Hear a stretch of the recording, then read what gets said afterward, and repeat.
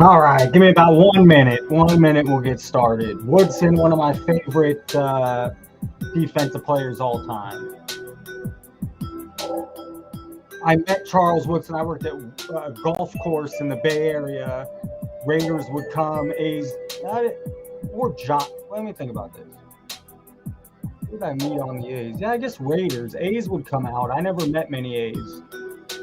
But I did see Charles Woodson. I got to drive Tim Brown in a golf cart for a bit. That was exciting. Woodson showed up in a limo. Everyone else just Woodson showed up all dressed. He was pretty new to the league at the time, but a little ego when he was young, probably his whole career.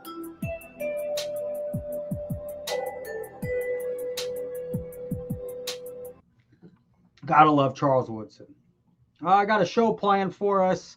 We'll go an hour to 2 hours. Thanks for being here. It's hard to turn off Woodson. My brother's favorite team is the Packers. So we went from my favorite team, the Raiders, to the Packers. I think he did end with the Raiders. I believe he came back with the short stint. Ooh, Packers look good this year. All right. We got some Teddy Atlas boxing for later. Big Canelo Crawford fight. I have some questions. My dad's not a card guy. He hasn't arrived at the house yet. He's traveling from Palm Desert. He has a tough time getting around it. Maybe could have treated his body a little better, but so be it, So I'm not sure he's going to make it up the stairs. So I set him up downstairs. He's got a laptop ready. He's ready to go. All he's got to do is, if he can figure it out, he's going to sit down, put the headphones on. But he wasn't a big card guy growing up. I don't know. So this is 1969. My dad would have been 13 at the time. I'd be curious, does this do anything for him? Does he remember this? Is there any, can we confirm that your dad is, brother's a favorite child? Hey, that could be possible. You never know. Where's Pops? He's still driving there. He's supposed to be here at 4. It's already 5. You said he's arriving at 5:30. So I have a little show planned.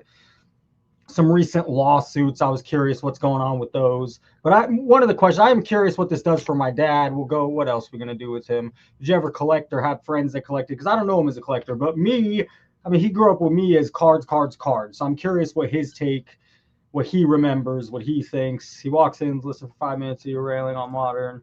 Gets right. Oh, he listens to some, not to everything. What else we got? I'd be curious. He watched all these guys play. What's his the way the card world has it? It's Mickey Mantle, Willie Mays, Roberto Clemente.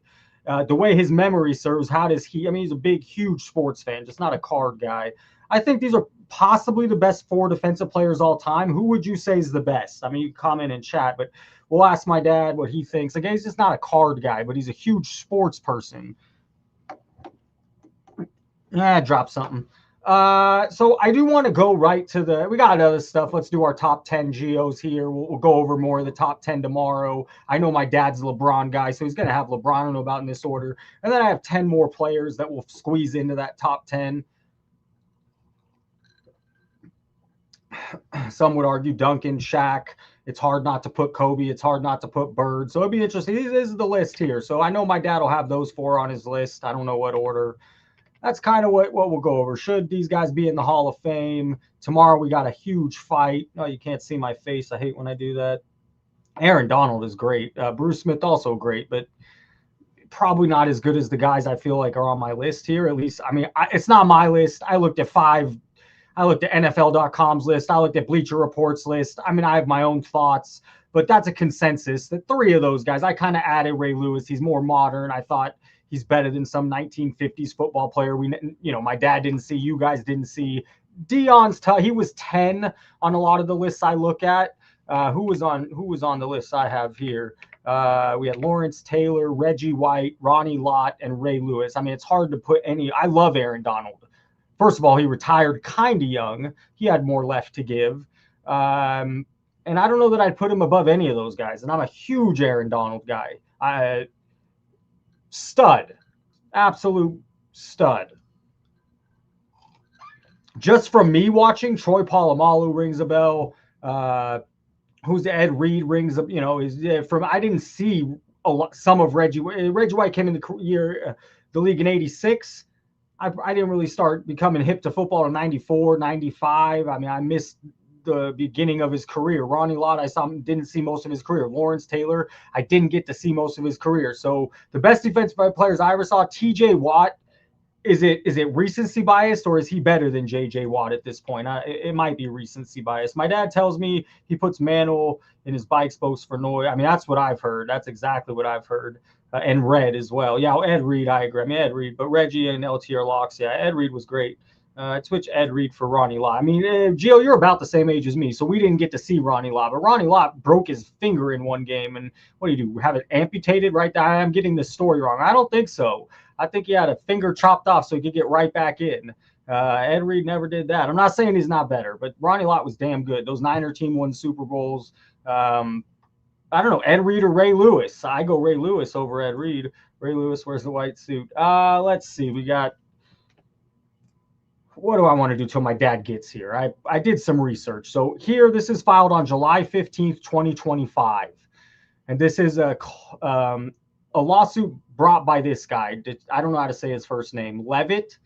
It's him and other people that participated in these buys. He files a landmark antitrust class action lawsuit against Fanatics and major U.S. sports leagues over trading card monopoly. And I mean, it's interesting enough. I have notes on a different page. It's far easier to follow. Let me just find those notes. All right, collector is suing Fanatics for monopoly, inflated prices, reduced consumer choice. Wouldn't we have all these complaints? I know I do. I'm not saying it's worthy filing a lawsuit over, but I definitely have these complaints. And focused on consumer harm. This is class-wide relief, injunctive relief. They want contracts to change, licensing to change. And so who is in the scope or affected will be all of us, all consumers, all collectors nationwide. They're basically saying Fanatics has a monopoly and it's bad. Let's see. Plaintiff Fanatics from January 2022 onward. I can't just jump in and we're not going to read this whole thing. Levitt today announced the filing of a sweeping federal class action lawsuit in the Southern District of New York. This is July 15, 2025. So just 2 months ago. On behalf of plaintiff Philip Jones and all similarly situated consumers nationwide, challenging an alleged anti-competitive scheme by Fanatics.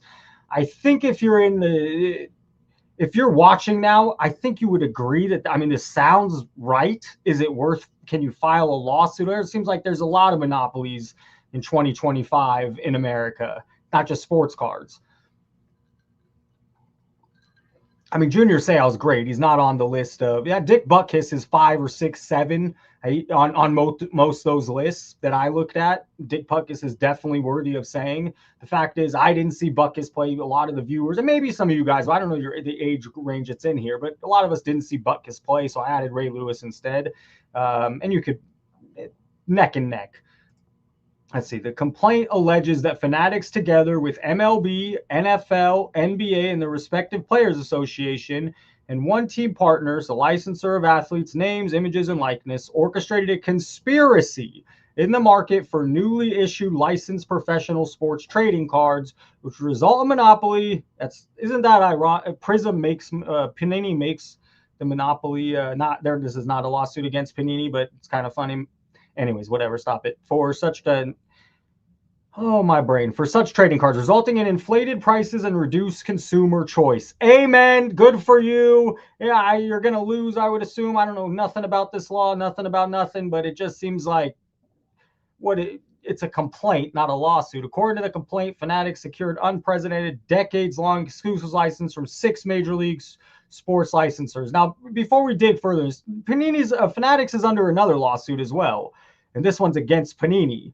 And there was some ruling on a similar date, the same date, July 15th, a bad day for Fanatics. The case, which began in 2023, centers on claims that Fanatics maybe the same, try and monopolize the sports card market. No, this is from Panini, though. There's 2 separate lawsuits, one against Panini that was filed back in 2023, and then one brought from this Levitt, who's representing Philip Jones. So there's 2 different lawsuits here. We're going to look at a third lawsuit, not that I want to jump around too much. The third lawsuit is against PWCC for shill bidding. And this article is from May 5th, 2025. So there's plenty of things to look at before my dad finally walks through the damn door, he told me 20 minutes. Let's see if he's texted anything. Nothing, nada. Squadouche. I set him up. I texted him. He said he'll be there in about 15 minutes. This text was at 5:11. It's currently 5:11 my time. So my dad should be here in about 15, 20 minutes. All right. That'll be a fun conversation. My dad knows a lot about sports. My dad's also just a good conversationalist.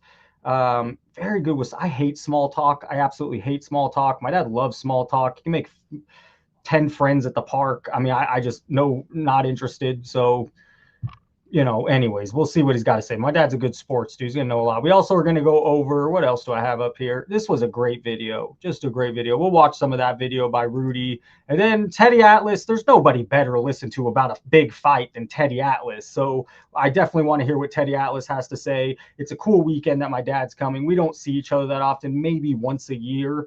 This is not a normal trip for him. So getting to be able to watch the fight tomorrow night, getting to be able to watch Sunday football day Sunday, getting him to have him come on the live, that's fun. It's exciting. It's fun. It's fun. This video was titled "Nothing Makes Sense." It's about Pokemon and it's about Magic the Gathering. Rudy's been making content for over a decade. He's been on YouTube over a decade. He owns millions and millions and millions, tens of millions of boxes of TCG that he sells daily at his store, one of the biggest online. What else would I say about him? And he tells it how it is. He ain't showing nothing. And he's in this video, he goes over everything he says mirrors sports cards. Absolutely everything. Let's take a look, listen to the first 30 seconds. I mean, 28-minute video is hard to watch. When Rudy talks, it's hard not to listen. I mean, it's just a wealth of knowledge. And anyways, we'll watch the first 30 seconds to a minute. I'll pause there. I'll give my thoughts. We'll decide whether we're going to keep watching it or not. For most of the 10 years on YouTube, investing and collecting in card games was considered a very laughable, non-serious thing. That's why this channel exists. It only exists because the algorithm showed me to you all a long time ago. I'm going to pause again quickly here. That's the same with sports cards. 2015, 2016, no one was thinking, hey, there's going to be $1 million card sales soon on the horizon. There's going to be a card that sells for 12 million and 13 million, and other cards that sell for 70,000 and 500. That was laughable. That was non-thinkable at the time. Because people attacked it in 2016. And never would I have predicted that 10 years later in 2025, we'd be in a situation where Pokemon and Magic is such a mainstream collectible, flipping, scalping, investing vehicle. Sound familiar? I mean, that sounds exactly the same. They're a brother or sister to sports cards. And what's happening is exactly the same thing. It's very interesting to follow both. That the landscape is permanently changed. And so speaking of a stock to follow, he's heavily invested in Hasbro. I have some money in Hasbro. Hasbro makes Magic the Gathering. Magic the Gathering's done nothing but skyrocket recently. And their stock has it tanked for a long time. It's finally doing well. But that's something that's not an IPO. And I agree with you, Annoy. That could definitely happen. But Hasbro is something you could get in today, yesterday, last year, a year from now, and no ifs, ands, or buts. They're the Magic, they make Magic the Gathering. I continue to be very, very surprised that going into the end, the fourth quarter, where this is being filmed in September of 2025, we've got about 3.5 months left of 2025. We're 2 years in to the greatest bull market I've ever seen in my life.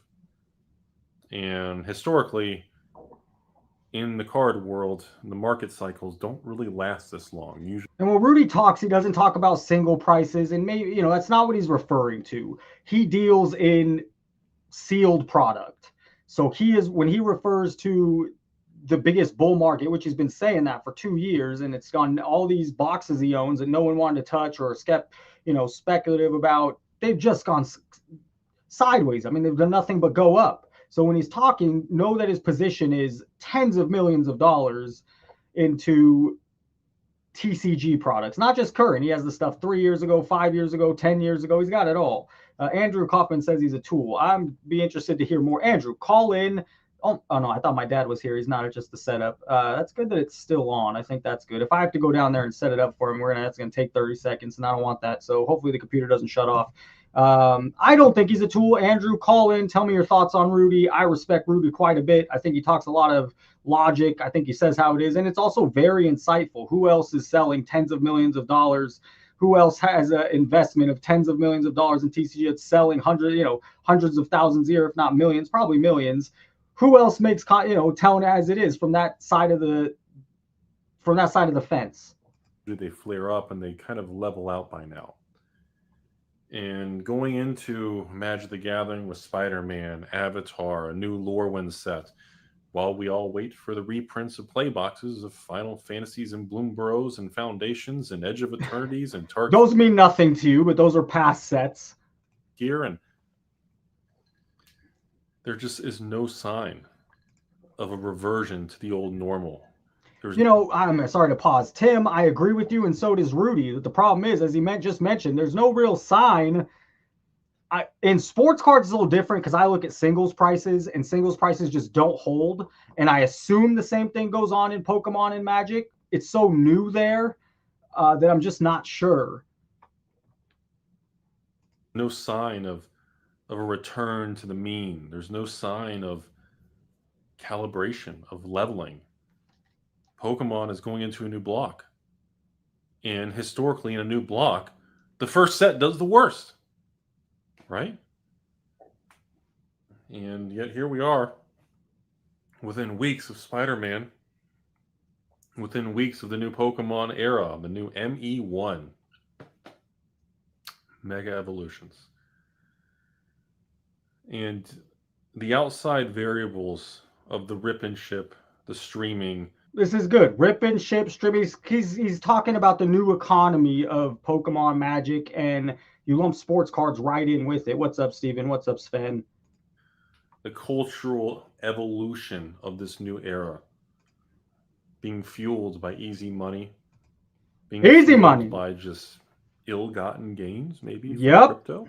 Yep. Oh, interesting, because people think that about Pac-Man. People have a lot of theories about Pac-Man. I've heard many through comments, DMs.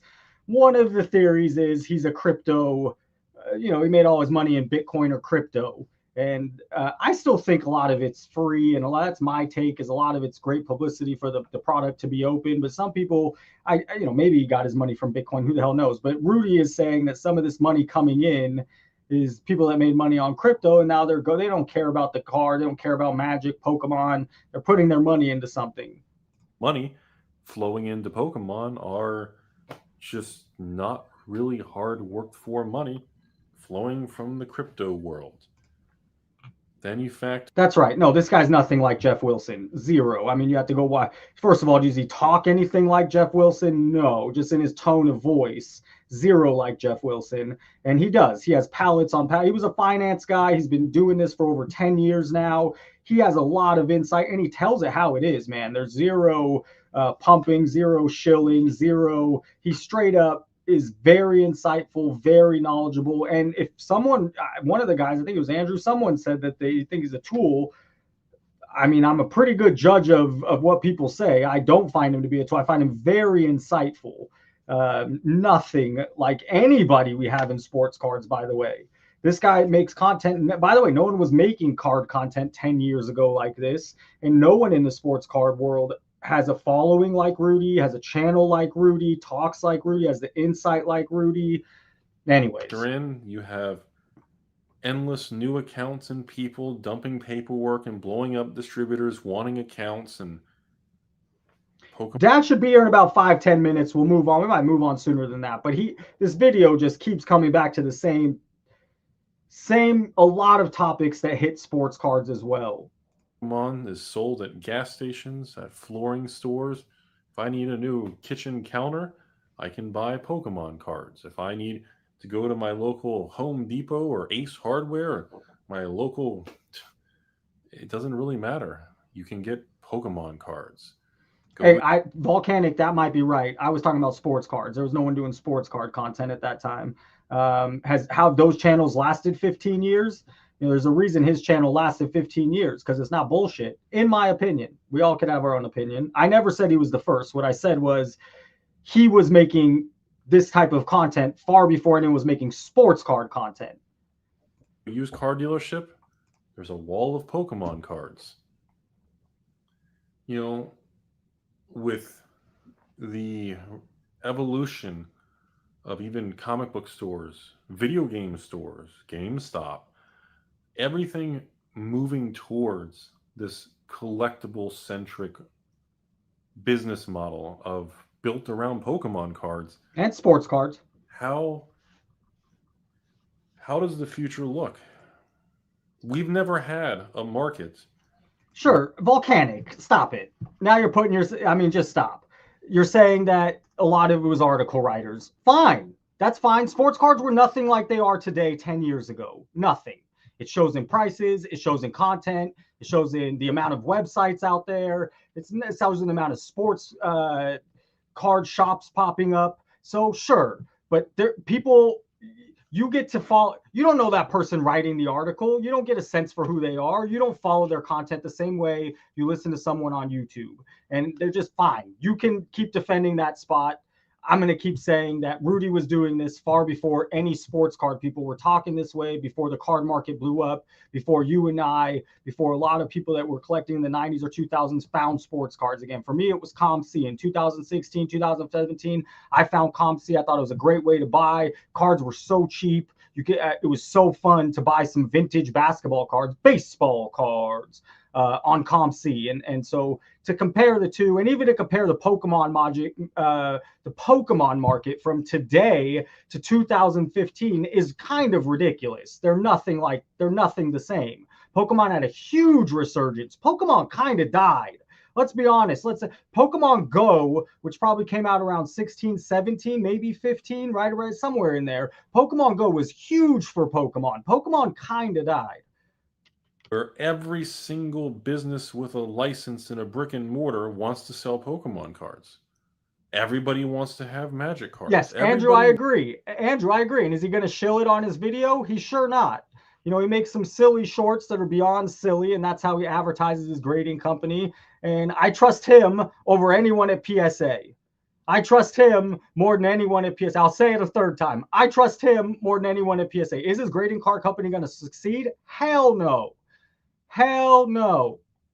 Wants to have these cards because there's so much profit to be made. There's so much margin now. And, you know, I've been with distribution and doing this now for 15 to 20 years. And I don't know if he pushed it. He talks very honest. I doubt he pushed anything. Did he maybe buy some of it because that's what he does and sell it? Yes. But I watch his stuff for a long time. He doesn't push anything. If anything, he's pretty skeptical on everything. He doesn't understand. He thinks it's a bad time because everything's so expensive. It's not fun for a lot of people anymore. Now it's just about money. But I watched him for a long time. He never pushes anything in his videos. He tells it how it is. He probably didn't believe in Metazoo. I don't know. I'm not gonna go back and look at those videos. But he definitely doesn't push anything. He just says how it is. He gives facts. He gives numbers. He gives his sales. He's pushing vintage Magic. I believe in vintage Magic. If you want to say one thing he keeps going back to in some of his stuff, he makes solo videos on, it's vintage Magic. But you know what? I completely believe in vintage Magic. He doesn't say go out and buy it, go rush and get it. Look at this. No, he says sell it to me. Keep selling it to me. I'm going to put millions and millions and millions more into Magic the Gathering vintage because he believes in it. And he believed in some of these boxes, but he never tells you to go buy it. He never tells you it's a smart buy. He never tells you it's a huge investment ever. This is probably... And in fairness, I probably discovered him in 2021. So I can't speak to the 6 years of content prior, but Metazoo came out after I was watching, after I could already kind of... This is all my take. You guys are allowed to have your own take on him. Maybe you've watched a lot of his stuff. Maybe you've watched one thing and hate what he said. That's fair. I find him one of the more reputable sources. The least enjoyable market conditions I've been a part of. You know, the days of Rudy the Liquidator and easy mounts and distributors are like, Rudy, please, we've got 2,000 collector boxes. Where are you at? What price will you offer? You know, it almost doesn't feel I want to real see anymore. It doesn't feel real. I agree. I agree with the lot. Hey, we're not going to watch the whole video. There is a lot of gems in a very calculated, calm, logical way in this video. So let's not watch the whole 28-minute video. My dad should pop in any moment. Let's see, 42,000 views in 3 days. And let's see what the comments say. This guy says the same thing, three to four things in every video, occasionally dropping something new, and I still tune in, laughing my. So maybe we just like the personality. In the year 2029, Magic introduced the universe beyond set. Pokemon and Rudy faints on camera in disbelief. All these different businesses getting in cardboard is crazy. I agree. The other day, the dryer repairman helped get my mom unstuck and sold me some Pokemon packs. I believe it. That's not fake. Private equity buying all the collector boxes and renting them out. Sounds kind of like sports cards. Private equity might be breakers in this term. My girlfriend just said, oh God, Rudy isn't yelling. What's going on with Magic? Okay, so sometimes he yells. Let's see, anything else? Just another reminder about the new Pokemon era. It's not a new generation. Mega is a gimmick, not a generation. There'll be 4 to 6 sets. All right, enough of Rudy, but I thought the video was really good. Teddy Atlas we'll listen to later. We got a lawsuit from PWCC for shill bidding. Do any of us think that's fake? I would assume. Didn't he delete some of his videos after Metazoo? Hey, maybe. Hey, let's look it up real quick. Let's look up. That's what I want to do. Metazoo. This is hilarious. I didn't know this existed, and I kind of want one. Not gonna lie. That's Rudy. That's supposed to be Rudy. I can see this being Rudy. $780. I don't want it for $780. I'll tell you that much. Yeah, he sure did. Rudy Investment Sasquatch. Yep. Bad. That's a red strike on him. Red strike on him. Yes. Let's look up Metazoo.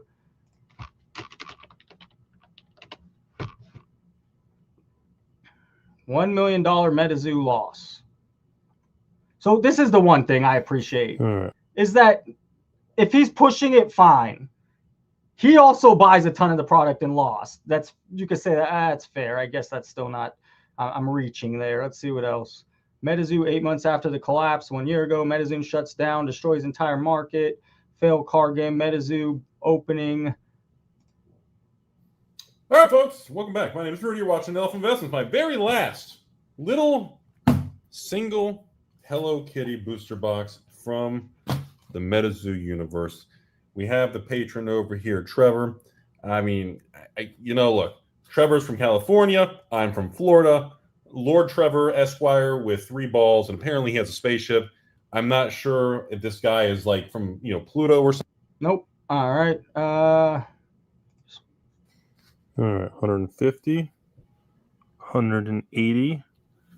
And 180, so that's 360. That's 500. That's a tax loss. Loose spell books. VV Sports. Maybe if my dad ends soon, like early, maybe call in then. Tomorrow, Gio's on. It might be something fun to talk about with Gio being on. Gio will be on. We're going live at 6 tomorrow because Gio is available at 6. So we'll go live at 6. Gio will be on. VV, tonight might not be a great night. Why don't we give I go live again on Tuesday and Wednesday. Feel free to call in tomorrow. Feel free to call tonight if me and my dad get stale. But it might be better to give you want some time. I think Vivi has a story and he wants some time with the story. So we'll give him some time depending on what the story is and how good it goes. But yeah, Tuesday might be better. Tomorrow with Gio might be a really good time to call in depending what your content is and what you're talking. And maybe you want to just give us a little tease in the comments. What exactly is the story? What exactly do you want to break down? That could be fun. Okay. Not as many spell books there as I thought. Nope. No, a few boxes. All right. So this one's another, looks like a row 1, 2, 5 row for 180. I still don't find him the Jeff Wilson. Zero to do. You could call him the Jeff Wilson of TCG. I still don't find that. Fine, he made a bad, maybe more like the Kevin O'Leary, the Tom Brady lost on FTX. I still don't think he pushes things. Fine, he had a card with them. It was a bad move. I've listened to him hours and hours, dozens of hours. I don't find him anything like Jeff Wilson. And that's another 180. So 360. I think 3. Okay, I'm over it. Give us those bullet points. I want those bullet points. Alt has filed a lawsuit against PWCC in the New York State Supreme Court. They allege the company has committed fraud and breached the auctioneer's duty. The claims are that company engaged in shill bidding. By doing so, Alt claims that they were misled and paid an affiliate price, an inflated price for items that they purchased. Dad's still not here. Come on, bro. Hold up. Let me just check the messages. At 10 more minutes. What do you know? This is my dad for you. You can't. Of course. Hey, he said add. He should be walking, according to his math right now, he should be walking the door right now. That was at 5:20. So, I expect him in 15 more minutes. Who the hell knows? Guy grew up in LA. What do you expect? The details of the Alt lawsuit against PWCC. On April 30th, 2025, Alt filed a lawsuit in the New York Supreme Court against PWCC, which has recently been known as Fanatics Collect. It is alleged the company arranged and solicited both internal and external sources to participate in deceptive shill bidding, as if that doesn't go on other places. But now there's a lawsuit against it. Here it claims that the center on two particularly high-profile card, this $500,000 Patrick Mahomes, and then, of course, the $3 million Luka. Who was involved in $3 million Luka? Who was involved? Who bought the Luka Doncic? Anyone in chat? Who watches who really pays attention to the content? Who really knows what's going on in the sports card world? Who bought the $3.1 million Luka? And who is this lawsuit? Why is that kind of connect? Why? That's it. The whole thing's too weird. By the way, I haven't seen chat yet say anything. It's Shine 150, of course. Hey, Volcanic, that could be very true. I only discovered him in 2021. 2021 to 2025, he's come off very wise, very honest. I don't know his content before, and I could totally see building a channel operating a different way. But yes, as Steven says, it's Shine 150, who's part of the $13 million card sale, who has that huge collection, as you've seen. I could bring Instagram up real quick and show you. We've all seen it. Of course, I would not even be surprised. Well, now I want to bring it up. Is the Patrick Mahomes card for $500,000 in his Instagram? Let's just scroll real quick. I know he has some Patrick Mahomes in here. I want to see if it's the one that sold for $588,000. Here's the Luka that was he bought for $500,000, sold to somebody $4.5 million, and then rebought it for $3.2. I'm sure it's much less than that at the moment. Still not seeing a Mahomes. This is all his. Yeah, a lot of Jordan, a lot of Kobe. Makes sense. He spent so much for the Jordan, Kobe. There's a Mahomes. This is not it though. I think this sold for more. Go figure. That's his. I wouldn't be surprised if he had the other one. So let's go back. Alt files lawsuit against PWCC alleging fraud in Patrick Mahomes Kobe card auctions, as well as the Luka. That's all that says. Alt CEO, for years, customers around the world trusted PWCC's assurances, and now they do not. The meat of Alt lawsuit against PWCC. PWCC assured buyers that the maximum bids made on items were confidential and private, stating maximum bids are private and are only viewable by the client that submitted the bid. PWCC cannot access this information and cannot view bidders' maximum bids. However, Alt alleges this is not true. They say, according to confidential sourcing analysis performed by Alt, these claims are completely disproven, showing PWCC retains full visibility of customers' private. They say that basically they can see who's bidding, they can see how much is bidding, and this weaponizes them at their choosing. All right. I mean, who knows, but I don't doubt any of this. We had a lawsuit as well from Panini against Fanatics. We have this lawsuit as well from this. Levitt files a landmark antitrust on July 15th. His plaintiff is Philip Jones and all similarly situated consumers nationwide, maybe you and me. My dad should be here any minute. Who the hell knows with this guy? He'll pop in that door sometime. Hopefully it's all working, set up. I want to go see what his reaction is to some of these crazy card prices. What else are we going to talk about? I want to see if he was born in 56. So he would have been 13 years old when this set came out. He's not a big card guy. He's a huge sports guy. I don't know if this will do anything for him. What does he remember about me growing up in relation to cards? Because cards, it was a big thing growing up for me. Did you ever collect or have friends who collected? Because I don't think my dad ever collected, but he's a huge baseball, huge football, boxing, basketball, just a huge sports guy. So we should have some fun talking sports with my dad, keep it somewhat card related. STRG, not sure. We went over Rudy. There was some, I didn't expect to get the hate for Rudy, but some of the guys, I like Alpha Investments. He's been around 10, 15 years. Some people said, his content might have changed over the years. I only discovered in 2021. Let's see, 9 years, almost 10 years. What was his first video? Oh, Wizards. I gotta give you credit when I gotta give you credit when credit's due. Because I tell you what, the hype. Yeah, May 23rd, 2016. It's coming up on 10 years. Saw some more good Kobe stuff. I don't have that up. A couple more Kobe stuff's now in my feed quite a bit because of the live we did. Burbank cards looking kind of like the West Coast Atlanta Showbillies here. I know they're not, but that kind of reminds me of we'll skip that. Craziness. Crazy. I don't get high on my own supply. So I don't open a whole lot of product, but when I do, I like to open V-Friends. So I bought a case of Topps Chrome Hobby and a Topps Chrome Blaster case. Okay. 2 cases of them, a case of each. And I pulled. That's pretty interesting because you said my dad's 5 years younger than your mom, but my dad had me at 29. He had 2 more kids in his 30s, but you didn't have me completely real young. So your mom must have been kind of had you when she was later. A very, very, very lucky Black Cat Y2K out of 5. Wow. Which is the base version in a PSA 10 just sold for $3,500. Previously, the raw in a base did $26. I actually was at the Nationals and showed it to Gary Vee, and he tried to buy it from me. I tried to trade it for his first edition comic. Well, nobody cares. I don't care. You don't care. Who the hell cares? No, who believes in this stuff? Why does this guy buy it? Who the hell knows?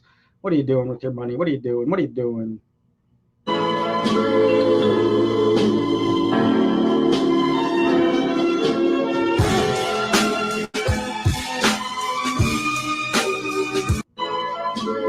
Terrible. All the coaches, the general manager. Oh, your favorite, everyone's favorite. I've not loved his recent content. Let's see what he says here. Dad born in 56. And the owner of the Bears all should be arrested for ruining Caleb Williams. This situation for Caleb Williams is equivalent to being born as the 4th kid to a woman who has these kids with 3 different baby daddies. That kid has no chance in life. Typically, Caleb Williams had no chance during his NFL life. Basically, nothing that has happened with Caleb Williams has been his fault. I still believe Caleb Williams is a generational talent. He is what I said that he is. Oh, my dad popped in. Dad, everything's set up on the couch downstairs. Oh, okay. Yep. I text you that. I don't think you read your text very well. But yes, it's all set up. All you got to do is put on the headphones. Okay. All right. See you shortly. Good to see you. But he's had 4 offensive coordinators and 3 head coaches in 18 games in the NFL. It's the equivalent to this situation. He has never had a fair chance. The media and how they have covered Caleb Williams. Never had a fair chance. Caleb Williams has a lot of talent around him. He looked good in the first series of week 1, and he couldn't find the end zone again. I couldn't believe it. Yeah, Dad should be on any minute. He just popped upstairs like a ninja. Didn't even hear him. I do have headphones on. It's the worst coverage of an athlete since LeBron James. It's absolutely disgusting. Add them to the list of people that should be thrown in jail as well. To cover the Monday night Caleb Williams season debut, here's my blame pie for the game in the Bears and how everything went. Coaching at 60% on coaching, other teammates 30% on them. Caleb Williams, it's 10% on him. The coaching gaffes, there was a missed field goal, there was a blocked punt. The kickoff gaff, the guy didn't know to kick it out of bounds. Bro, come on, is he a bit? What's he doing? I know he just sold a couple Caleb Williams cards for like $1,000 each, but I disagree with this take here. He's really sticking up for Caleb Williams, who has a lot. Caleb Williams better show us something. He had 10 straight completions, which looks strong, but that game they could have won, and some of it's definitely on him. Keep the clock stopped. There were 15 penalties. There were horrible play calls. Ben Johnson called the game and played scared. That's what he did, settling for the field goal, calling terrible plays, nothing. STRG, I didn't bet on week 1. I don't bet basketball. I don't bet baseball. I have when I was younger. Oh boy, Pops, this will be funny. This should be funny. Oh, you can't see him. Thank goodness. Hopefully you could hear me. And once you're sitting down, Dad will add you, and hopefully we could hear you. So I bet a little bit on NFL here and there, nothing big, $100 in a week. Most I'm willing to lose is $300 or $400 a month during the NFL season.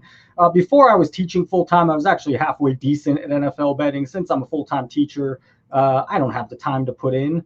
Let's see. I'm going to add my dad to the stage and let's see how this goes. So let me change the stage real quick. Let's add him. All right, we can hear him. That's good. Can you hear us? Can you hear me? I can hear you. Oh boy, there's a big echo. We're going to have to fix the echo. You're also probably going to want to hold the laptop on your lap so we could see you better. Okay. I can't see anything on the laptop, but you can see me. Yes, I need to close my door so I don't hear you. So let me just, I'm going to close the door. Give me 5 seconds. I hear an echo. Give me 1 second. Okay. Dad, maybe you could introduce yourself. You just got done with a 5-hour drive. How you feeling? Good evening, folks, from the other desert, the Palm Springs, Palm Desert area. We share the same weather you guys do. Just don't have all the hectic traffic that you guys do.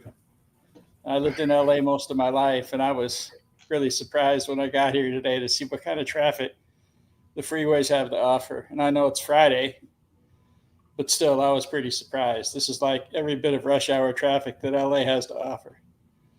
So, all right, Dad.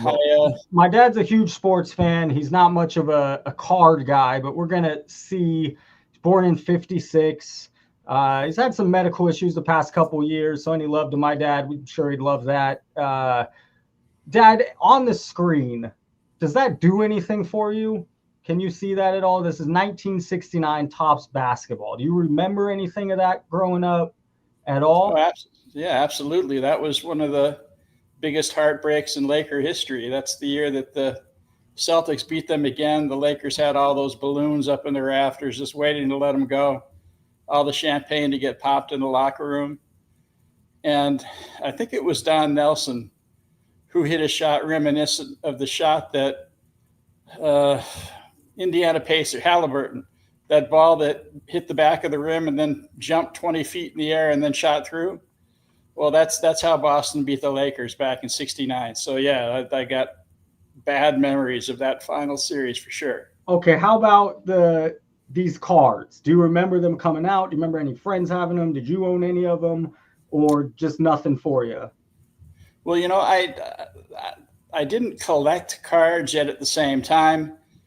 I had a lot of them, and it was weird. I was talking to a buddy about this the other day that back in '65 or '66. A lot of the cards that we had, we would put on the spokes of our wheels on bicycles.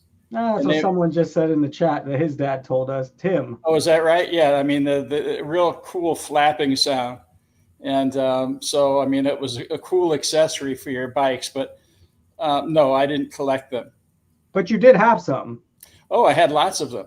Mainly so basketball didn't have that many cards when you were growing up. They had a set this came out in '69.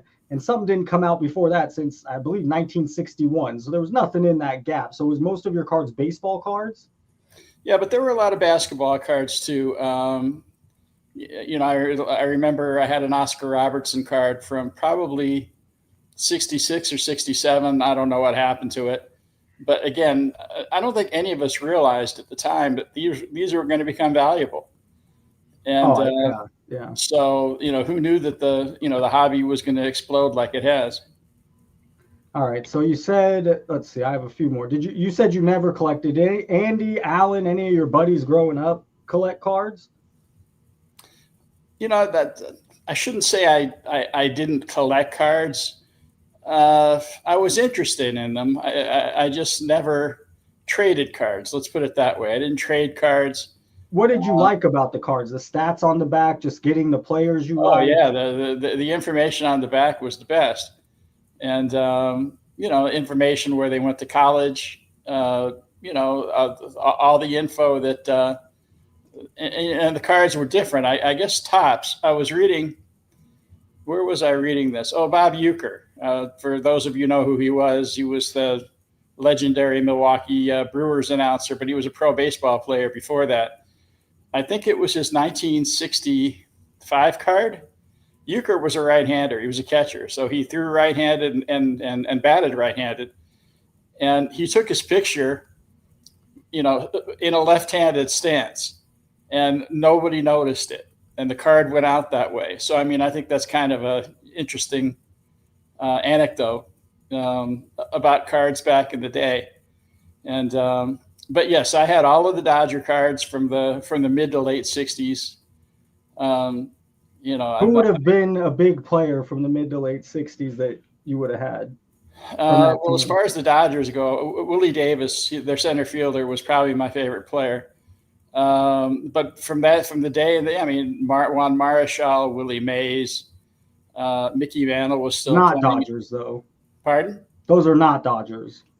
No. Juan Marichal was a Giant. But as far as Dodgers go, Willie Davis, Johnny Roseboro, he was the catcher that Marichal took the bat to at home plate. Sandy Koufax, Don Drysdale. I mean, those were the marquee Dodgers back in the '60s. Yeah, it doesn't get any bigger than Koufax. So you did have cards growing up. I did not know that. Oh yeah, the one thing that I did collect, and it became a real sad story, was I later on I collected sports magazines. For instance, Sport Magazine, Sports Illustrated, Street and Smith's. Is that still a thing? I don't know if they still make it basketball, right? I don't know, but I mean, baseball, Street and Smith's back in the day was I mean, everybody couldn't wait for the preseason Street and Smith's to come out. And so anyway, I had all of these magazines, and it was all three sports. And I'd been collecting them since probably 1965. And in 1977, I went to Yosemite to live there for a while. And I asked my cousin to hold on to my magazines while I was gone. He said he had a safe space for it. And who knows what happened to him. But when I got back a year later, all those magazines were gone. So that was a crusher. And it's not like they were worth anything to anybody else, but they were worth something to me. Hey, that's lost in sports card collecting right now. Okay, so moving forward, what do you remember about me growing up in relation to cards? Oh, well, I mean, we have a picture of you. You're probably not even 2 years old, and I'm watching the Chicago Bulls and Michael Jordan. You've seen this picture, I'm sure. Michael Jordan is on the screen, and you're standing right in front of Michael, right in front of the screen, in front of Michael Jordan. It's like you were fascinated with it from the time you were very small. We used to go to the park, and I'd pitch a wiffle ball at first, and then after that we moved on to a baseball. But at a very young age, you looked like Rod Carew, batting from the right. Well, that didn't. Baseball was probably my worst sport. But how about in relation to just sports cards? Well, yeah, very early. It's your Uncle Craig. From the time you were pretty young, is a guy that you were trading cards with. You guys had a common hobby, and you took to it right away. So you're 8 or 9 years old, and you were already interested in buying cards and collecting. And for me, it was also I liked learning the players. I liked looking at their stats. I liked collecting all the players. So similar to like you as a kid. At 15 or 16, I got the job at the card shop. What do you remember about that card shop? That was a great shop. And I'm trying to remember. I don't remember it being that busy, which true. Yeah, it wasn't crazy busy. Which tells me that at least the demographic, in that town, it wasn't bustling over collecting cards. But he had a nice shop. And I didn't know much about card collecting at all until you started working there. And I remember you loved it, and it was a great job. Hey, Uncle Craig, someone says we got to know what Uncle Craig has in his collection. His life went a weird path. I don't think he has any of his cards anymore. I would think. Oh, that's too bad. Yeah. Let's see. My dad said he would pitch them against the garage or wall with the closest to the wall winning them all. Did you ever play games with the cards growing up besides in your bike spokes? We did play. I couldn't tell you what the games were, but yes, we did play card games with the cards. All right, let's see. Anything else before we move on from me growing up in relation? It's something that I don't get to hear. I would, anything else? I remember you promised me. We were in Arizona for a couple of years. I was maybe 9 or 10. You promised me a boxing fight or a fake match, whatever. And we didn't do it. And you went and you bought me a Deion Sanders rookie card that I wanted. Anyways, that's something I remember from growing up. Anything else you remember? Well, I remember that you were fascinated with the word Hershiser. Oh, that's funny because that hasn't changed. You couldn't say it enough.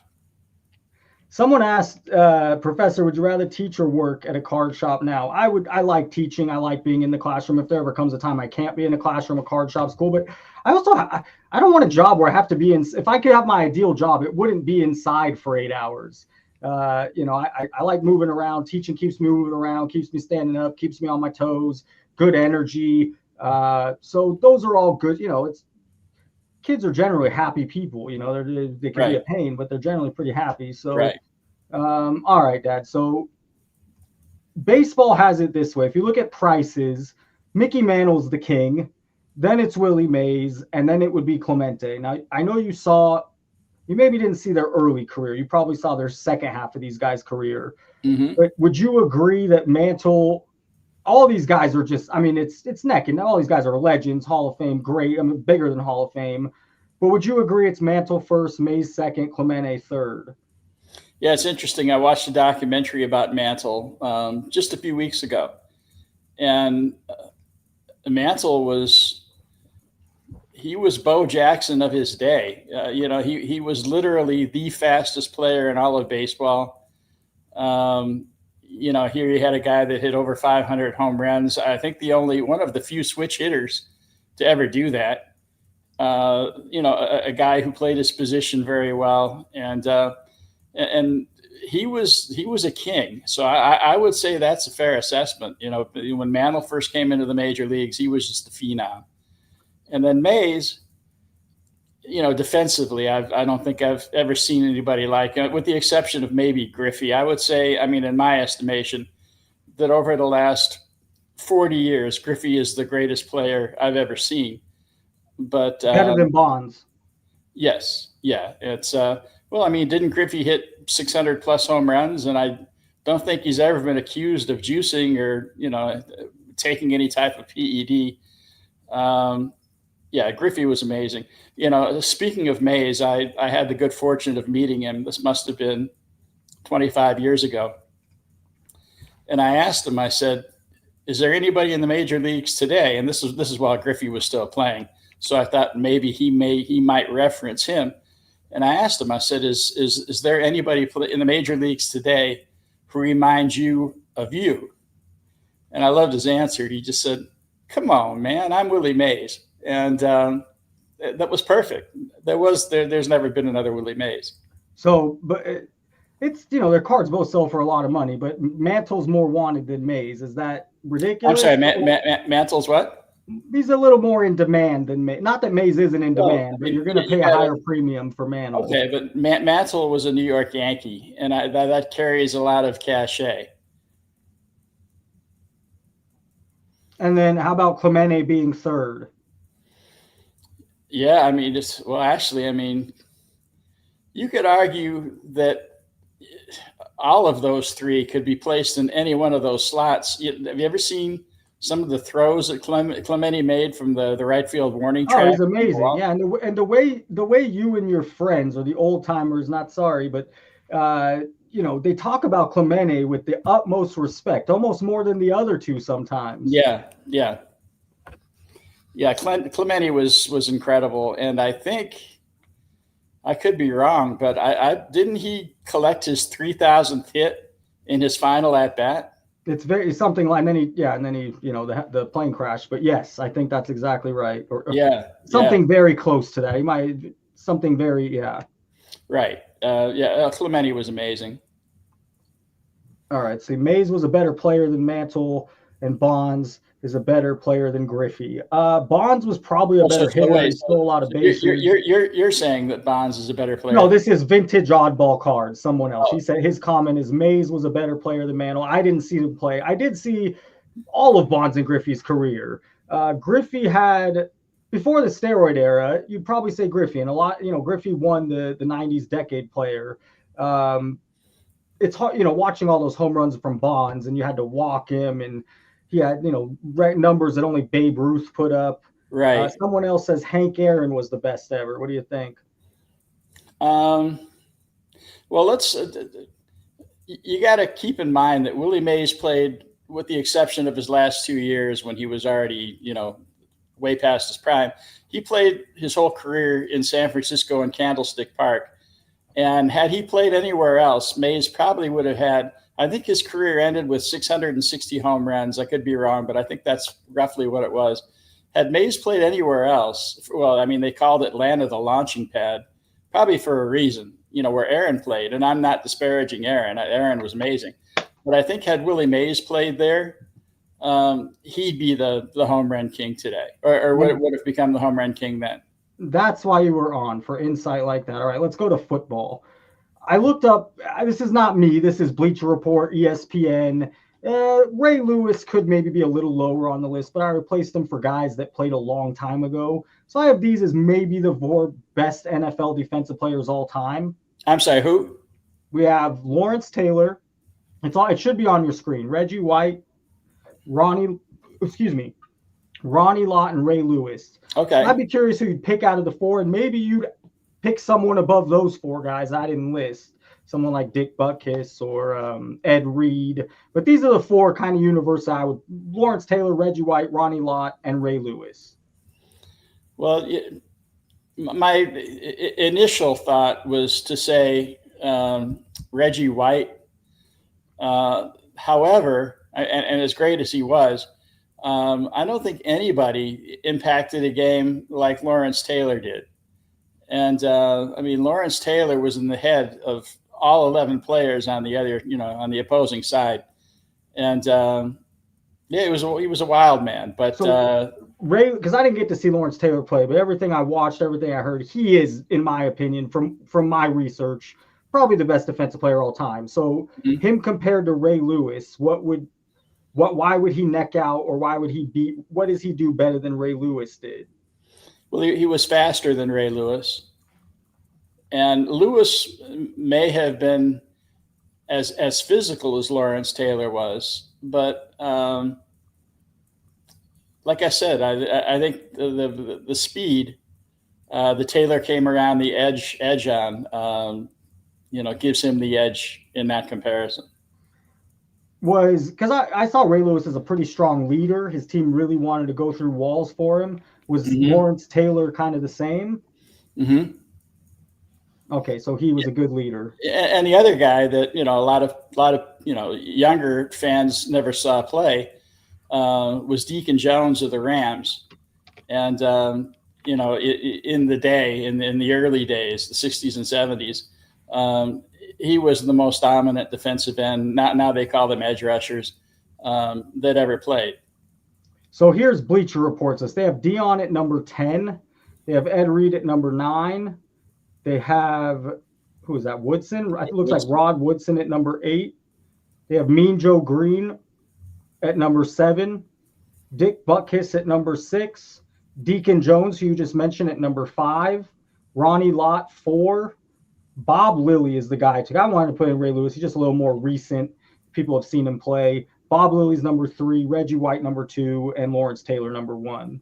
Did you see Bob Lilly? I don't think so. I think he's. Oh no, you did. Oh no, I absolutely. I didn't think of him though when we were mentioning great defensive players, but yeah, he was very dominant. Let's look up what a Bob Lilly rookie card goes for. You remember anything about Bob Lilly? Because I never saw him play. Yeah, they called it the Doomsday Defense, and that was back in the 60s and early 70s, and very dominant defense.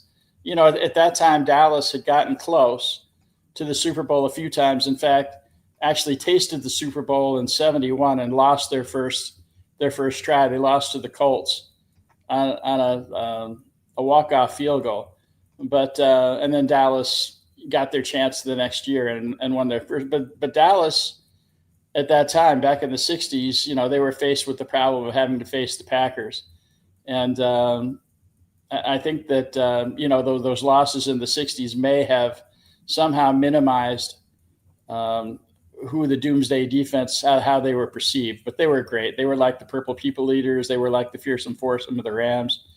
They were like the steel curtain of the Pittsburgh Steelers. So Lilly was the headliner of that front four.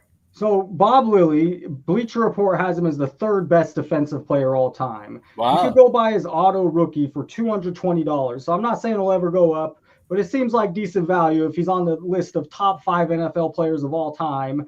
His auto rookie's currently selling for about $225. So that's just what is crazy about some of these, more recent prices. Here's another one for $275, a Beckett 10 autograph. I don't know much of Bob Lilly. He's one of the defensive players. I have not, he doesn't get enough love. I mean, I know all these other guys on the list, but I've never really heard of Bob Lilly. Right. Yeah. Bob Lilly, like I said, I think he was still there when they won their Super Bowl in 72. Hopefully he was still there because, he definitely deserved a ring. No, he retired. Says he's 7. Let's see. Oh no, he was named All Pro from 64 to 71, but I think he was still there. He just wasn't an All Pro because he said he was there 14 years. Oh, wow. Okay. I assume he was still there, but I don't know for sure. Right. Okay, so let's move on from that. Up on the screen now, we're going to do your top 10 NBA players of all time. So on the screen, it's small for you, but I have Michael Jordan already. I have Magic Johnson. I have Kareem, and I have LeBron because I know you're a LeBron guy. Mm-hmm. Would you change that order from your top 4? Would that be your order? Would you bump LeBron up? Would you move that order around at all? Oh yeah, LeBron would be number 1. Oh, hold on. Number 1. Shut your damn mouth. All right, sorry, no chance. Jordan, you have him over Jordan? Yeah, Magic would be number 2. Oh, you lose all credibility with me, Dad. Jordan 3 and then Kareem. No, you have LeBron. Hey, chat, bring my dad for a second. He has LeBron over Jordan. Get out of here. Acknowledge me. No way, Dad. Yep. It's recent. I'm gonna say it just says I think that's very recency biased. I think LeBron's the most recent. Look, you have an exact order. LeBron came in the league the most recent, then Jordan, then Magic, then Kareem. I find it to be recency biased. Anyways, Magic easily could have had 7 rings instead of 5. Do you have Magic ahead of Jordan? I do. Okay, all right. I do. And like I said, he could have had 7 rings. One of those finals losses was to the Sixers in '83, and I think that they were, Cooper and I forget their other starter who was injured. You're going to have to defend LeBron. What? Go ahead. So go ahead. Okay. As far as LeBron is concerned, I mean, if we're taking rings out of the equation, LeBron impacts a game unlike any player I ever saw. And I think you and I talked about this once. If we were to talk about, the 10 elements that make up a great player. Now I text you back and I gave you my Kobe ones. Why I don't even put LeBron above Kobe, nor do I put him above any of those 3 right there. And we're both NBA heads, so your opinion is just as valid as mine. But I mean, these are the ones I said, and you could come back. I told you LeBron's probably a better Kobe Bryant was a better 3-point shooter throughout his career. Do you agree with that? I would say that I would put them on the same level. I mean, LeBron was not a good 3-point shooter for a long time. But either was Kobe. Kobe got it a lot sooner. Okay, on-ball defender. Probably Kobe. And then my biggest problem with LeBron, why I can't put him probably even in my top 5, is I find him mentally fragile. He needed other mentally strong people. This is what I said on the live. People leaned on Kobe to win. LeBron kind of leaned on others sometimes to win. Yeah, he's fine. Yeah. He's statistically, but mentally is fragile. Jason, that 2007 Cavalier team that LeBron took to the finals and got swept. Who I know they got swept, but who did he have? Well, the East was pretty bad at the time. Who was in the East? And there's no shame in getting swept by San Antonio at that time. So how many times did Jordan get swept in the finals? Well, Boston in the finals, no, but Larry Bird swept him twice. In fact, Jordan never beat Larry Bird in the playoffs. I have LeBron. I don't even Magic. Fine, Magic's a great argument for the second best player all time. Look, Jordan number 3 is ludicrous. No, you're a Laker guy. That's me being a Kobe guy and hating a little bit on LeBron, and that's you being a Magic guy hating on Jordan. But me being a Laker guy doesn't really tie into, my pick is LeBron. I mean, Jordan stopped Malone from winning a championship. He stopped Stockton from winning a championship. He's got Kevin Johnson, Charles Barkley, guys like Patrick Ewing couldn't even sniff an NBA Finals. Jordan really dominated the 90s like LeBron couldn't. LeBron had a nemesis, and that name was Steph Curry. Steph Curry is his foil. Mm-hmm. That's true. All right, let's talk. You're not going to change each other's opinion. How about, do you have Kareem at 4? I'm going to show. I don't think you can see the list very well, but I'm going to show you the next 10 best players all time. Would you swap any of these guys out on the screen, and I'll read them to you if you can't see them, for number 4 Kareem? Can you see them, or do you want me to read them to you? No, I can see them here.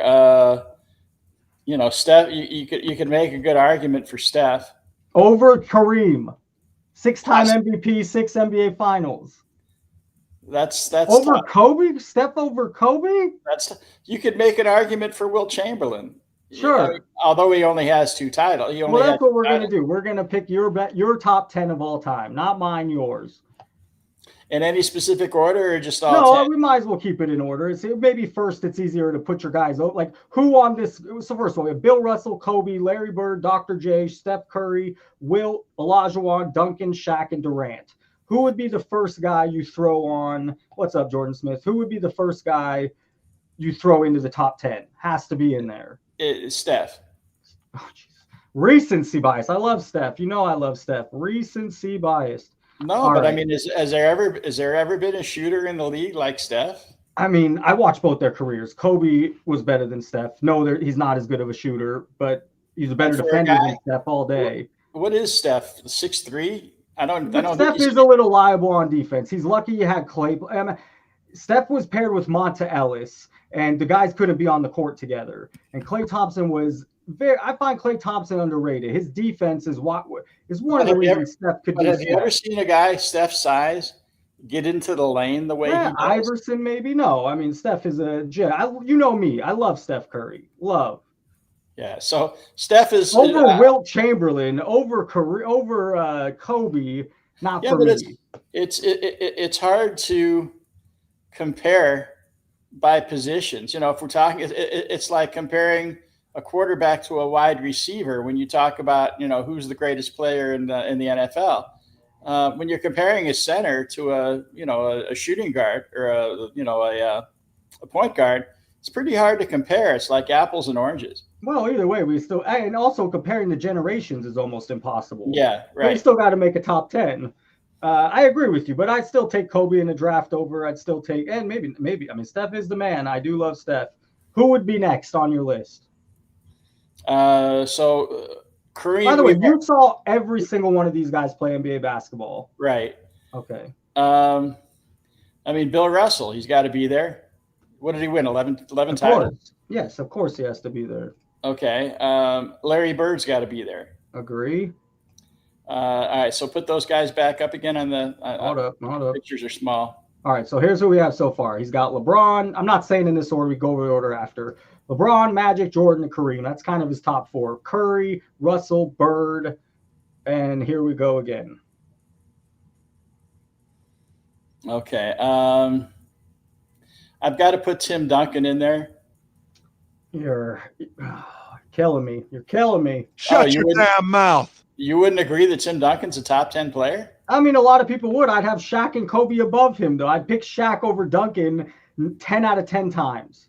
It's not even close. All right, Duncan won five titles, didn't he? Shaq won 4, and Shaq was more of a monster at his peak than Duncan ever was. Duncan had David Robinson. Duncan had Kawhi Leonard. Shaq had Kobe. Well, no. I think Duncan only won 1 title with Robinson. Duncan did the rest of one of the other 4 without Robinson. Okay, so we had Tony Parker and Manu Ginobili at that point, but he won 5. One with Duncan. You're saying so? Duncan, fair. if you put Duncan, you have to have Shaq. I just don't see how you could put. I put a lot for me in their ranking. I think I looked. They had Duncan ahead of Olajuwon, and they had Shaq a little bit ahead of Duncan. For me, I thought Olajuwon was maybe better than Duncan. I loved Olajuwon. Yeah, well, Olajuwon was Kevin McHale times 3.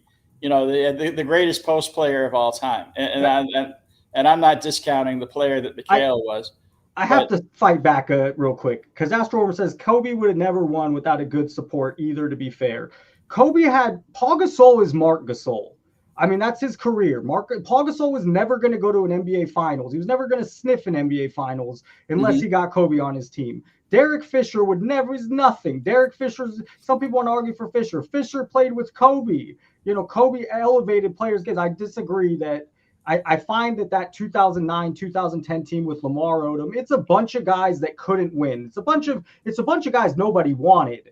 That's really what it is. Who wanted Tyronn Lue? Who wanted Sasha Vujacic? Nobody. When you mentioned Derek Fisher, you're right. Derek Fisher is never going to be mentioned in the same breath with any of the greats. Derek Fisher's not better than Nick Van Exel. I know, but except that shot that he made against San Antonio. Yeah, great. He was clutch. Fisher was clutch. That puts him in special Laker lore, right? That one shot. Although they went on to lose to the Pistons in the finals, but still, that Fisher was hooking up with people's wives too, so that's no good. But that has nothing to do with basketball. I like hooking up with the other players' wives. Oh, okay. Nothing to do with this. But yes, he was nothing without. Anyways, I would say 2009, 2010. Kobe didn't have a huge supporting cast. He had to beat some strong teams. He ended up going back to beating the Celtics. I find that Celtics team on paper to be far stronger than anything Kobe had with Paul Pierce, Ray Allen, Kevin Garnett.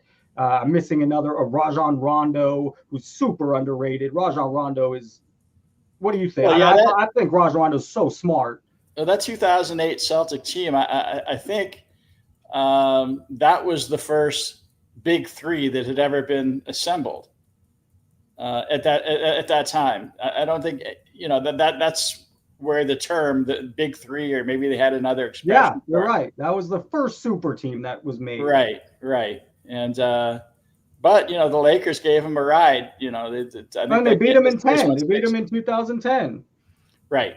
Best championship of my life in any sport. Oh yeah.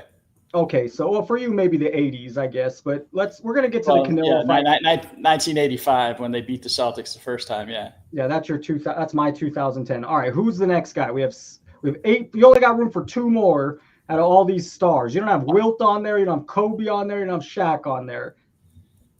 All right. I got to put Kobe in there. Thank God. If you put Durant, I was gonna cut you off right now. And I guess. Now it comes down to either Shaq or Olajuwon. Not Wilt. Oh God, I don't have Wilt. I didn't see Wilt. I don't have Wilt. I don't have Wilt in there. No. Wow. All right, I'm gonna have to move Duncan out of the top 10 because I can't have Wilt off of that list. So you'd have Shaq slightly above. If Duncan's 11, you'd have Shaq 10. Yes. It's not like you're disrespecting.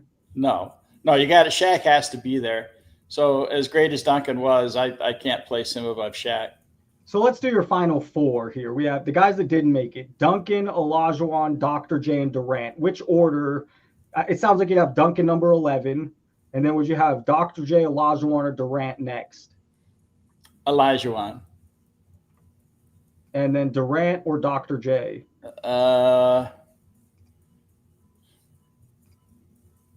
I would give the nod to Dr. J because of the way he changed the game. I was recently looking at Dr. J highlights, and the age, it shows a little. The time of when a lot of guys now can do what he did then. He was just far before his time. Yeah, there was only one guy who was Dr. J before he was. However, he wasn't quite the score. Connie Hawkins, have you seen? Yeah, great scorer, good scorer. Yes, he had that swoop move, with the palming the ball. Yes. But he wasn't Dr. J. Okay, so this is your top 10, and I don't know, Curry above Russell, Bird. Curry above Bird. I mean, Bird was great. No. So was Curry. All right, so now I'll put them in order. I just thought we were just no, for sure. Yeah. Determining 10. Yeah, that's good. I would have to put Bird as 5. I don't think that's. I like that more than Curry. I think Bird needs some respect. Oh, Bird was incredible. Bird's one of the greatest players I ever saw. I recently saw a young guy watching Bird highlights, and it's fun to watch because he's the first time he ever saw Bird highlights, and Bird has some amazing highlights. Far flashier than Dr. J. And 10 years later, more video, more camera, more footage, but Bird's highlights could be today. Oh yeah, there's one guy. In fact, I think he is the premier NBA content guy, and I don't know his name. Young black guy who's probably in his, I don't know, maybe mid 30s, and he probably puts together more NBA video for YouTube than anybody I've seen, and he absolutely loves Bird. Oh yeah, very hard not to. Do you know the guy I'm talking about? I don't. There's so many people up on YouTube. He's got an accent, and I don't know if it's a British accent or South African, but like I said, he produces more content than anybody I've seen, and he loves Bird. Hey, a lot of regulars in here: Steven, Reef, STRG, Astrowerv. So thanks for listening to me and my dad chat. It's fun. It's really nice to have my dad on. I would not be the sports person I am. My dad was good. Someone asked a long time ago, Dad, my dad took me to a Bo Jackson Raider game, but I was pretty young. They asked, what was the first sporting event you took me to? That's the one. I'm sure I went to something before that, probably a baseball game, but that's the first one kind of stands out to me. Mm. Do you remember it all? I mean, absolutely. Absolutely. That was a blast. And that was, that was at the Coliseum. And so that was important because that's where. Isn't that the game? I could have swore you told me that's the game he ran through the tunnel again. Didn't we see him against the Seahawks? No, but I think that was a Monday Night Football game where he ran through the tunnel. Okay. Yeah. That he ran away from everybody down the left sideline, and he was incredible. All right, Dad. So, Steven, no problem. I wanted to answer that question, so that was something I wanted to remember. So now we have LeBron, which you're just crazy. No one in chat agrees with you about Jordan 3, but everyone loves the hot take, so that's fine. LeBron, Magic, Jordan, Kareem, Bird. Who in the bottom 5 would be 6? We got Bill Russell, Steph Curry. By the way, I think this is the right top 10. Whatever order, but I do think this is the right top 10. I would put Bill Russell number 6 and then Chamberlain. I disagree with Vintage Oddball Card says, Dad, Magic would have a tough time playing today's game. He couldn't guard anyone, and he had no outside shot. I'd argue he would have developed. This is not me. This is a commenter. Nobody plays defense today. Hey, amen to that. And the other thing is, wasn't he 6'6"? Magic? 6'8". Yeah. No, 6'8". 6'8" point guard. So, that's a problem. A 6'8" point guard, the way he could pass, the way he could run the floor. Right. And anyone that plays today, you better believe Magic growing up today would have a 3-point shot. Fine, it wasn't a big thing when he was growing up, but and not only that, Magic Johnson would definitely have a 3-point shot in his game. Is there anybody other than Magic that could play all 5 positions? I can't think. Maybe your boy LeBron. I mean, I don't even like LeBron, but LeBron can kind of play all 5. Right. And Steven says he's 6'9", even Magic. And then Mike says Magic developed a 3-pointer. He did develop a 3-pointer. I would tend to think so. He couldn't shoot like Bird. I mean, Bird was best shooter of his time, right? Yeah. He and Reggie Miller, right. Who was your number 6, Dad? I'm sorry? Bill Russell. Okay, so we don't have to move anything. And then what do you remember of Bill Russell? Because obviously I didn't get to see Bill Russell. He was a rebounding machine. Not only that, he was a shot blocking machine. He was the most, intimidating player in the paint that there ever was. And Bill Russell, for those of you who saw Bill Walton play early in his career, Walton, had an outlet pass off the boards that was incredible. Well, Bill Russell was the first guy to do that. Wes Unseld, was another guy who. So is that like a modern player that does that? Is like maybe like Kevin Love, just a full court pass? Is that what you're talking about? Yes, that's right. Before his feet hit the ground. And, wow, okay, that's impressive. Yeah, and Bill Russell and Wes, not full court, just an outlet pass from okay. Right off the rebound before feet even touched the floor. Russell was a very good passer. He was, other than Elijah Wan, maybe the best shot blocker of all time. As someone from my generation, I view Bill Russell, because all the titles, as probably a great leader. My comp to Bill Russell is kind of Tim Duncan. They're kind of boring, but they do their job. Any merit to that, or am I off? No, I would say that's pretty accurate. After Russell, go ahead. Oh, I was going to say, by the way, for any of the viewers who don't know a lot about Bill Russell, after he passed away, I guess he passed away 2 years ago, and shortly after that, Netflix had an excellent documentary about him. It was 2 parts, and one of the best sports documentaries I've seen. So, I mean, I recommend that highly. Astro, I'll start by, thanks, Dad. He says, Professor, if LeBron wins another title, would you argue between him and Jordan? I don't find LeBron better than any of those guys in the top 5. I would have LeBron on the second. All these guys are very mentally strong. LeBron, for me, he's too fragile for me. He's too mentally. These guys, when he comes up against one of these guys who's a killer, and you see it against Curry, I want Curry over LeBron. I think Curry has that instinct that LeBron doesn't. Every player had his foil, and even the greatest. Would you agree that all these guys up here are pretty damn strong? Like, mentally, they're killers. Maybe not Shaq. Well, he wasn't self-disciplined enough, but I don't know. That's hard to say. It's all right. 6 through 10, I think, regardless of where they're placed, is not a bad choice. So who do you have 7? You have Russell at 6. Yeah, any of these guys are all studs. You'd be happy to have them on your team. They're going to win you a championship. I would put Chamberlain at 7 because the numbers are just so imposing. As far as scoring and rebounding, and not only that, Chamberlain, he played for the Globetrotters for a short time. So he was one of the greatest passing big men of all time. I mean, he and Bill Walton are probably, and maybe Sabonis. What's his father's name? Arvydas? Yes. I would say those 3 are the greatest passing centers I ever saw. So Chamberlain, he was amazing. I'll walk back my point. I'll also say Wilt Chamberlain he really cared about numbers and perception. And I find a lot of comps or similarities between him and LeBron, that the numbers and the perception, and I didn't see Wilt play, but from what I've read and what I've seen, that really mattered to them. It really mattered to Wilt, and it does matter to LeBron. But Wilt, what did he win? 2 titles? We can hear your phone, by the way. Yeah, I'm going to turn it off. Hold on just one moment. Yeah, Wilt won with the 76ers and 67, and then he won with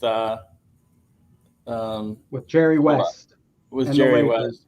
Yeah, exactly. If this was mine, I would have Jordan 1. I might still have Magic 2. It's Kareem was 6 NBA Finals and 6 MVPs. He did get the benefit of playing with Oscar Robertson and Magic Johnson, 2 of the best point guards of all time. I can't argue too much. I'm a Kobe guy, that. I'd have Kobe higher. Right. So it's LeBron, Magic, Jordan, Kareem, Bird, Russell, Wilt, and then of these last 3, who do you got first? Curry, Kobe, or Shaq? I go with Curry. I had a feeling that's why I put him there. And then is it Kobe, Shaq? Yes. Yeah, you can't put Shaq ahead of Kobe, I feel. Although the list I was looking at, let's look at the list. This is Bleacher Report's top 100. Let's see how it compares real quick. So they had Jordan number 1. They had your boy LeBron number 2. They had Kareem 3. I assume Magic 4. So your top 4 are the same, just in a different order. Right. 5, they have Russell. You had 6. Mm-hmm. They have Shaq high. They have Shaq at the Yeah. 6th best player of all time. Right. Followed by Duncan at 7, who you put at 11, and I'd put at 11 also, by the way. Right. They have Bird at 8, who you put at 5. No argument there. Uh-huh. Yeah, a little late. To have Shaq above Bird's kind of interesting. Yeah. Wilt at 9. They have disrespect for Kobe. 10 is Curry, and 11's Kobe. Okay. So Kobe's All the one they have off. So I've got Kobe at 9 and Shaq at 10, right? And Duncan 11. That's right. Yeah. Yeah. Yeah, it's a good list. Yeah, it is a good list. I'd be happy with any of those guys on my team. You just made the list. Yeah. All right, Dad. No, this will be a fun weekend watching the. We'll have to, whether we buy it or go out and watch the fight. We're definitely have to watch the fight. Oh, you don't have Netflix? Oh, I do have Netflix. Do you still have to pay for it though? No. Someone was saying you still have to pay for it. I honestly don't know. You're saying no. That's great. It's free if you have it. All right, you're of a different generation than me. It bugs me to no end that MLB let the players take the fall. It was good for Major League Baseball. Basically, every player I grew up watching got blackballed from the sport, besides your boy Griffey. So 30 years later, from this being 25 years ago, you would have had a different opinion. Maybe your opinion hasn't changed. Before I know, you probably thought these guys should never make it. Do you still agree these guys should not be in the Hall of Fame, or do you think they should be in the Hall of Fame? I do, with an asterisk. Okay, I'm fine. I'm completely fine with that. How about your boy Pete Rose? Well, now that he's passed away, a lifetime ban no longer applies. So yes, he should. And they just within about 6 months ago, what'd they do? Did they do it to all the deceased players that they can? There was some. No, it wasn't. They recently took them off the ban list. Mm-hmm. Right after he died. Did you read about this? Yes. Okay. And I think that's fair. I can't remember exactly what the stipulation or what they did. Do you remember? No, not exactly, but I do think he should be in the Hall of Fame now. Both Clemens and Bonds? Mm-hmm. Like I said, with an asterisk. How about someone like Manny Ramirez or A-Rod? Absolutely. Absolutely. Sammy Sosa ought to be in there too. Oh, get out of here. Now you're kidding. Well, no. I mean, didn't he hit 600 plus home runs? Oh, but his career was, I don't know if he hit 600 plus. Did he hit 600 plus? I'd be shocked. I don't think he did. Let me look that up. I'm pretty sure. I'll probably be quicker. Let's see. Sammy. But he couldn't do anything. I mean, Sammy Sosa was not a good ML. 609 home runs. I mean, in the steroid era, though. But as a baseball player, I don't know. Someone put Sheffield. I thought Sheffield's far better than Sammy Sosa. And you know something? I mean, these guys were juicing, and you're right. For years and years, I was steadfast that they should not be in the Hall of Fame. However, baseball was a dying sport. What was it, 95, where the season got canceled and there was no World Series? 94, I think. All right. Yeah, baseball. Whatever, same 1 year, big deal. Baseball needed a shot in the arm. And no doubt. So who's to say whether? Damn, good use of words. Did you mean to do that? No, that was it was a good pun though. Now that you mention it. Yeah, shot in the arm. It sure did. All right, the big fight tomorrow, Dad. We're gonna listen to Teddy Atlas here in a minute. You'll be able to hear what Teddy Atlas has to say. Mm-hmm. But you're a big fight fan. What is your? Crawford's moving up 18 pounds. I mean, he's moving up 2 divisions. You saw that in the 80s with some of these fighters. What is your take on this fight tomorrow night? Yeah, those fighters in the 80s, I remember many of them moving up 1 division at a time. I don't recall any of them moving up 2 divisions in, one fell swoop. As much as I like Crawford, and he's a great fighter, I don't think Canelo's ever been in the ring with a guy who fights orthodox and southpaw as well as Crawford does. However, Canelo has cleaned up the super middleweight division. He gets better with every fight. Yeah, he fought Callum Smith and he fought Caleb Plant, and then who'd he lose to? Bivol? Who'd he lose to? Yes, but he lost to him as a light heavyweight. Okay, he went up. He fought at 175, and I don't think Alvarez has any desire to fight Bivol again. No, he won't. I don't think he will. But at 168, I don't think anybody can beat him. So I think it'll be a 12-round decision, Alvarez winning. Someone, we'll listen to Teddy Atlas here in a minute. Someone just said, who has Green Bay? Reef, who's always here. Thanks for being here, Reef. Who has Green Bay going to the Super Bowl this year? Here's my problem. They look unstoppable. They just beat two excellent NFC teams. The problem I have with that is it's week 2. They have to keep this up for 4 more months. That's hard. That is very hard. But they look great. They look absolutely great. If Jacob stays healthy, Dobbs, their receiver looked good. I like that Matthew Golden, when Jordan Love figures out how to use him, he looks as fast as Tyreek Hill. I mean, he is speedy. And who's the other guy? Heath? Well, their tight end yesterday was Kraft. And no, but do they have a wide receiver, Heath? Heath? Yeah, they have a lot of receivers. He's not one that rings a bell to me. Okay, but yeah, Kraft. They also have Musgrave, who's a more than capable tight end too. So yeah, Green Bay is if they stay healthy, I no reason they can't go to the NFC title game. Dad was supposed to go with me. He's having some medical issues, so he's not going. But I'm going to the Raider game Monday night. First time I'll see the Chargers live. I've sold their tickets the last few years, so I'm excited to see Justin Herbert. Raider. My hope is that the Chargers are coming from Brazil, so I'm hoping that helps a little. Yeah, I might be tired. But let's see. Let's go listen to Teddy Atlas real quick. No one's better than Teddy Atlas. Mm-hmm. Let's hear what he has to say, and we'll comment from there. Just listen in, Dad. Yeah, listen, before this fight was made and when it was only vaguely proposed, where a lot of people poo-pooed it. No, Crawford's too small. Forget about it. It doesn't make sense.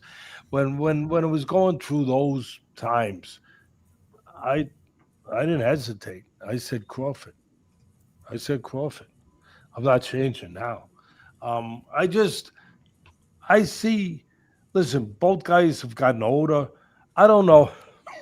I hope. Dad, do you know their age? Because do you know their age? Yeah, I think I think he's a little older. I think he's about 37 now. That's right. He's 37. Canelo's 35. If you had asked me before I looked that up, I would have thought Crawford was the younger guy. Right. I didn't realize Crawford was 37 already. Yeah. But it's not. And I'll put the disclaimer out there first. I'm not poo-poo. I'm not raining on anyone's parade. I think it's a very interesting fight, and I hope it's a great fight. And they're making it so big. They're really bringing everything out for this fight. Dana White, his first involvement in boxing, and a promotion of a fight. Fight is tomorrow night. I'm gonna go live at 6 with Mike Gio, and then me and my dad are gonna watch the fight after that. So I'll be live at 6 tomorrow instead of 5 because we're having Gio on. Let's get back to Teddy Atlas, but the fight is tomorrow night, and it should be a really, really damn good fight. Like this, I know he's involved with Walsh, the Irish kid, but I mean, his first really foray with boxing in this kind of way and level with Turkey Al-Sheikh, and they're not holding anything back. I mean, they're putting everything into this. I remember how excited everyone was for the Mayweather fight with Pacquiao. As it turned out, it was 5 years too late. It just. I'll pause it there because I remember that fight. And it was not even. It was way too late. He's talking about Mayweather Pacquiao, right, Dad? Is that what you caught? Yeah. That was supposed to be. It was too. They should have fought earlier. 5 years earlier. That's too bad because, Mayweather kind of ruined boxing a little bit by doing what he does because now other fighters do the same thing. Right. It didn't happen when probably it should have, to really give us a chance to really have a great fight. And people were very disappointed. Yeah. And I'm hoping that don't happen, and I don't think it will. But there's a chance that people might say at the end of the day, if they're not as satisfied, whether it's the Canelo side or the Crawford side, that, hey, this should have maybe happened a little earlier. Put that aside for now. That's me, because I always going to tell you everything I feel, whether you like it or not. Hey, that sounds like me. I'm gonna allow my experience to scour the canvas and look at everything, all aspects, and put it out there. I don't care if I'm working a fight now. It's not going to stop me from saying what I believe. At the end of the day, I think it's going to be it is an interesting fight. I think it could be a hell of a fight, but we'll see. Canelo, when I handicap this fight, I look at it where has each guy changed? What's their strengths? What their weaknesses? Canelo is not as busy as he used to be. I agree with that. Let's pause real quick. Let's take one from chat. The mommy with the pit bull, love the pit bull, smoking a cigar, a pipe. Dad, if you met Willie Mays, my dad was a server for a long time. He worked in the Bay not to expose you, but I think at Coco's you met him. He says, they ask, did your opinion change him at all? And I think it did the exact opposite. From what I remember, he was a great guy. Oh yeah, he was a great guy. He was sitting with a friend, and anyway, I had a few minutes, and I walked over to him and said, "I don't want to interrupt you. I just wanted to shake your hand and tell you you're the best player I ever saw." And all of a sudden, his body language, was engaging. He turned toward me.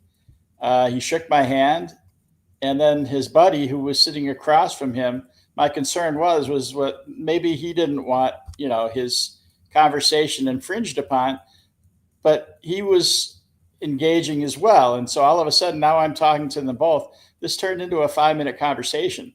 And Willie May, that was one of the greatest brushes I ever had with celebrity or with, sports stardom.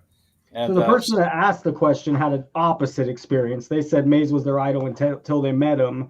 But Dad, you met him.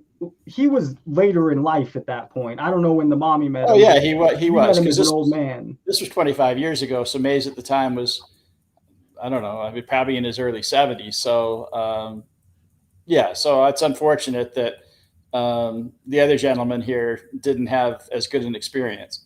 And maybe the mommy, I'm always curious. That might be a mom. I don't know, female, male, I'm not sure. But let's get back to Atlas, what he has to say about Canelo. We'll get off Teddy Atlas here in a minute. I'm curious what he has to say about Canelo. Now, in some ways, it served him like a fine wine getting better. He picks his spots. He counter punches. He carries good power. He's accurate. He doesn't waste anything. That's a nice thing. I don't know if that nice thing will serve him with Crawford, who's moving up in weight, who's faster, who can maneuver and use his legs. I know he's 37, but he's not used up. He doesn't have a lot of miles on the odometer, Crawford. So I'm looking for my synopsis of it. My overview would be I'm looking for Crawford to win the outside. Use his length. I know he's still got good length on him. Use his length, use his legs a little bit, grab the canvas. He's not going to run, but just control space, get angles, be ready to punch. Don't allow Canelo to freely walk in. And where I think he gets served is that, again, Canelo's feet aren't that fast. Why did he lose to Mayweather a long time ago? I know it was a million years ago. I know. But it wasn't because his hands were too slow. His feet were too slow. He couldn't close the gaps fast enough. And I think he's going to have a problem in that same area. All right, I agree with what Atlas is saying. The problem is Canelo's got a lot of power if Crawford's defense fails him. Kai Cenat, I like Kai, just responding to a commenter. I like Kai Cenat's personality, his energy. I mean, you never know a guy. Daddy's a younger streamer. But just real good energy. He was at the Oscars. He's been around. He's getting all the love right now. So he might have even made it into your world. But anyways, let's look him up real quick. Let's see if you know this guy. 69-year-old dad. Let's see if he knows Kai Cenat. He's big with the kids. You don't have a young kid. I don't recognize him. Okay. All right. Fair enough. So, Dad, who you still think of Canelo after what Atlas said? I mean, I have a lot of respect for Atlas's opinion. I just I think moving up 2 weight classes, he's never fought at 168 before. I don't even think he's ever fought at 160 before, has he? No, in any fight? So I don't think so. Yeah, I pick Alvarez by decision. I don't think there's going to be any knockouts. I mean, that could happen. You know, I mean, if Crawford looks like he did against Spence, He's a great fighter in his own right. oh yeah, I mean, I was shocked, and not only that, you know, Spence is a southpaw, and I thought maybe he would confuse Crawford, but so you know, although I picked Canelo to win, I certainly won't be surprised if Crawford does. Baseball cards. Dad, last question I have for you. I'm almost on here 2 hours. We're gonna end shortly, but I just want to go over. So on the screen, you're gonna see the highest cards ever sold. When you see a card, what's going on here? When you see a Jordan Kobe, a modern card, it's sold for $13 million. It might be, to me, there's a little bit of fishiness going on. It's sold for 13 million. This Mickey Mantle sold for 12.6. What does that just boggle your mind? I mean, when you hear that, what do you think? Yeah. It's no, I can't make sense of that. Crazy, me neither. Okay, last question. This is a good question from Steven. What's the best boxing match either of you have ever seen? Now, my dad goes way back, and he was a huge fight fan. They used to be streamed for free. You know, they were on TV for free. You got to see the biggest fights, Muhammad Ali, for free. So he got, you know, I wish I grew up then. So our fights are going to be different. Dad, I could go first, or if you have a fight off the top of your head, best fight you ever saw. Oh, Hagler Hearn, someone says, is up there, no doubt. Oh yeah, definitely. But only 3 rounds. I would probably, the one that comes to mind first is Aaron Pryor against Alexis Arguello. That's the one that comes to mind first. I saw that a year ago or so. I played that fight for you. Okay, that's when after the Super Bowl. Yeah, that guy just kept moving forward. Yeah, both of those fighters were incredible. All right, the fight I would say, it's maybe not the best fight I've ever seen, but it's a fight I like to go back and watch, is Oscar De La Hoya versus Mayweather. It was a really good fight. Yeah, and some say that De La Hoya won it. And I've watched that fight probably 8 times. I still think Mayweather won, but I've definitely had that argument plenty. Right. But Roy Jones, Bernard Hopkins, you're bringing up some of my favorite, you know, great fighters, just great fighters. And speaking of Roy Jones, he is Max Kellerman's favorite fighter of all time. Not just because they work together calling fights. He's Max Kellerman's idol. What about, you know, was Tyson Holyfield? I remember that being a good fight, and Tyson got frustrated and then bit his ear. That was the second time they fought. The first time he lost fairly. Right. The first time he lost by TKO. Got it. Yeah. And that's the fight. That's the fight I didn't want to buy. Do you remember? Because I didn't want to. You kept saying Holyfield was old and was going to get hurt. Yeah, I didn't want to see him get hurt. But boy, the different result. Let's see. What do we got? We'll see if he's overly cautious. You just don't see big guys move that fast. Yeah.